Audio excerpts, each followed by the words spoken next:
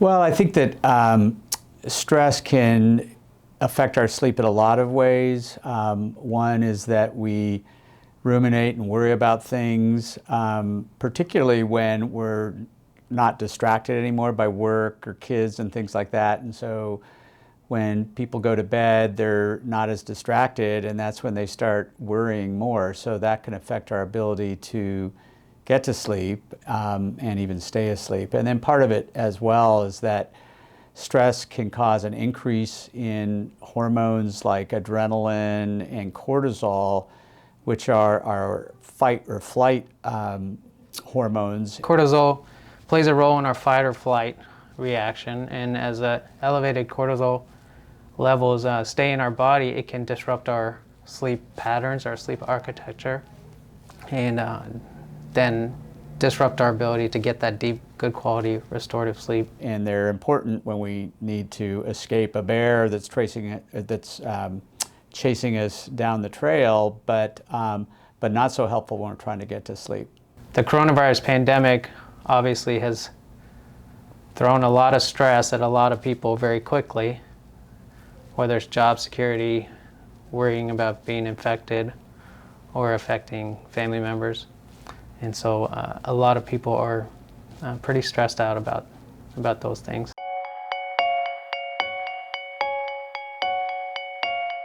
Well, I think a lot of the complaints are the same, but amplified because of COVID. I think that people are stressed more, and they're worried about getting COVID-19 or family members getting it. You know, obviously at a sleep clinic, we're going to get a lot of complaints of trouble falling asleep and staying asleep. What I've noticed is that there's an uptick in trouble falling asleep. And I've also noticed patients, a lot of my patients who have traditionally that have healthy, stable sleep are now having more issues staying asleep or falling asleep because of the change in routine, because of the stress that this pandemic has put on them.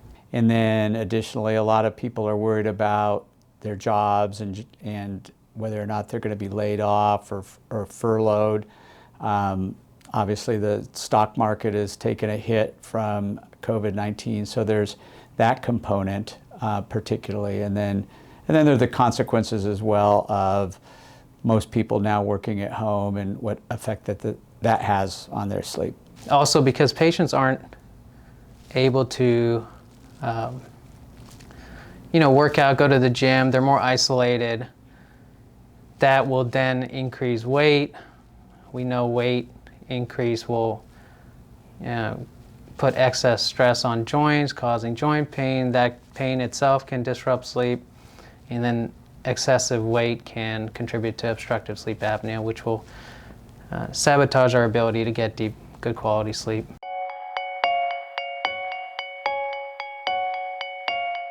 When we're stressed, it's been shown that our depth of sleep is not as great. And we essentially have two different categories of, as we say, restorative sleep, one of which is stage 3 sleep that we also used to call slow wave sleep, and that's where our brain metabolic activity is the slowest.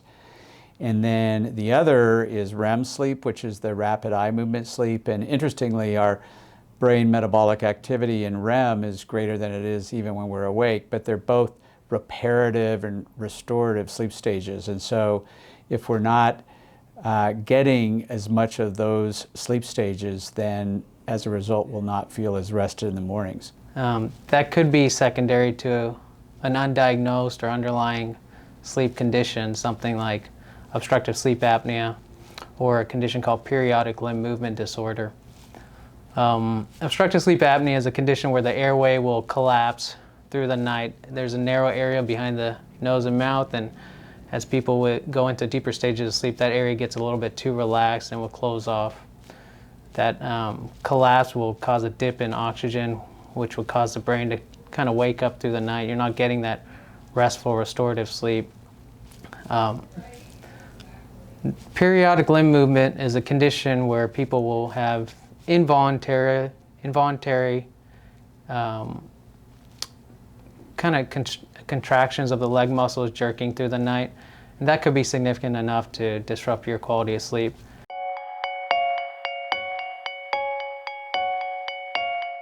Well, I think particularly during the COVID-19 pandemic, a lot of people are working from home, and so because of that, they have the luxury of sleeping in later and going to bed later.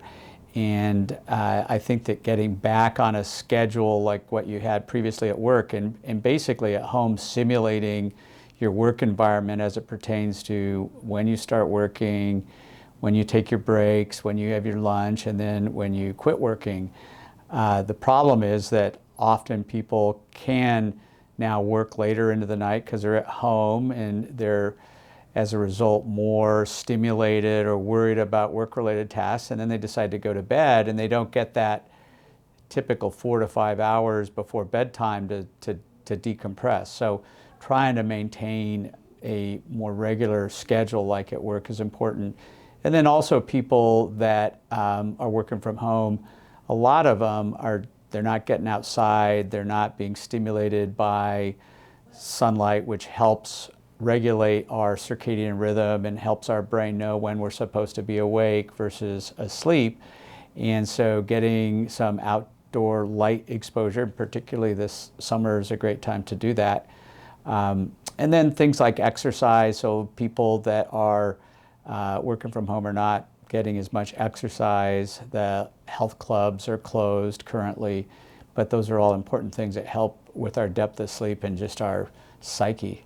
Waking up at the same time, taking a shower at the same time, getting dressed as if you were going to work. It's important to kind of get your brain in the zone that things are the same. That's important to help your sleep at night, get healthy, good quality sleep.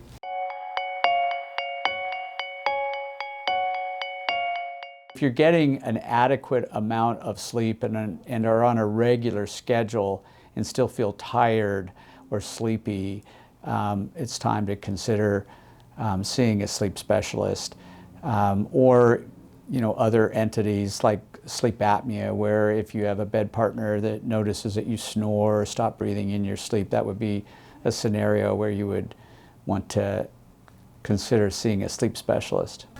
If you feel like your sleep disruption is significantly affecting your daytime activities, your ability to do work, if you're having excessive daytime sleepiness, you're unable to stay awake, or if you notice increased mood instability, then it may be worth seeing a sleep physician.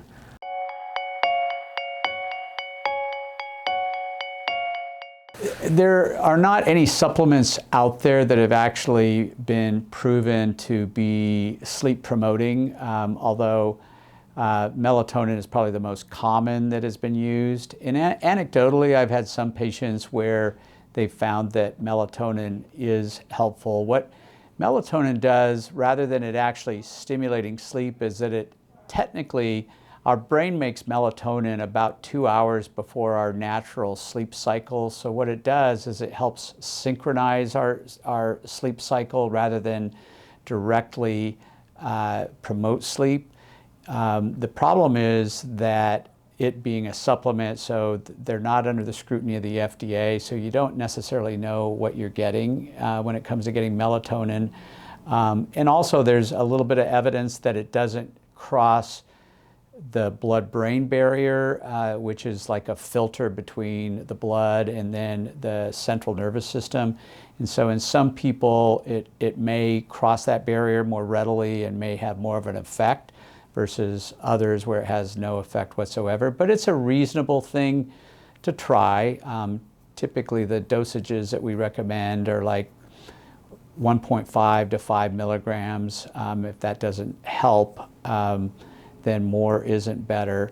The rest of the supplements out there have not been proven to be helpful for sleep in particular, and some of them may actually be dangerous. And so we don't typically recommend supplements outside of melatonin.